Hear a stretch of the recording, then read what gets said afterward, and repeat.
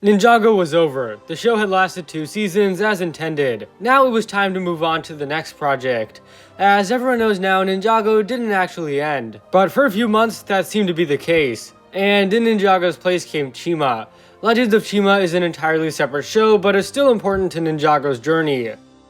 Of all the thieves that were supposed to replace Ninjago, Chima came the closest by far. It was animated by Film and made by the same creators of Ninjago. It had animal characters who had to preserve the world's ballads, as well as crazy concepts mixed in with modern elements. Much about the show was similar to Ninjago, but people didn't like it. Why? There are a variety of reasons. Chima's characters just weren't as likable. The villains didn't have as much depth. This show didn't come anywhere close to the outstanding reception Ninjago had. Chima would continue for 2 more seasons and ended in late 2014. Ironically enough, Ninjago outlived the show that was supposed to replace it. Chima has had a few references and cameos in Ninjago, but besides that, it didn't really have much of a legacy. In fact, Chima was quickly overshadowed when proof of Ninjago's return surfaced. In early 2013, a rebooted poster was leaked featuring Zane's face, and fans were incredibly hyped by this news. While Chima aired throughout the world, fans eagerly waited for Season 3. Also around this time, the LEGO Ninjago movie was officially announced, but that'll be discussed more later. But back to Season 3, the Crypto minifigure was leaked as well.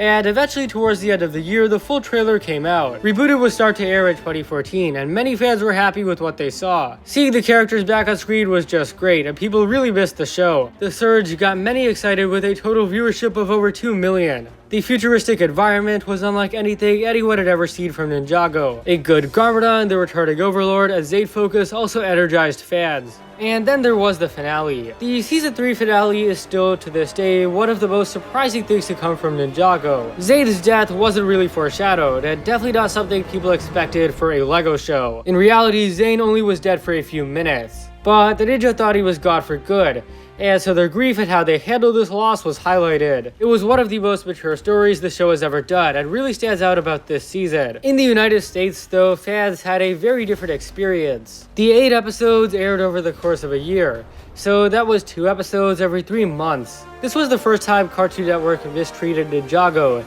a trend that still continues. While the rest of the world got the episodes, Americans had to wait months just to see the next 2. The experience wasn't as bad for Season 4 and 5, but Cartoon Network's horrendous treatment of Ninjago did not vanish. Regardless of that though, Season 3 was a huge success for Ninjago. Views were still strong and hype was back for the show. Chima would continue as well, but it was easily pushed to the side by Rebooted. Ninjago's hiatus was a boring time for many fans, but the show's triumphant return was a testament to how much it was loved.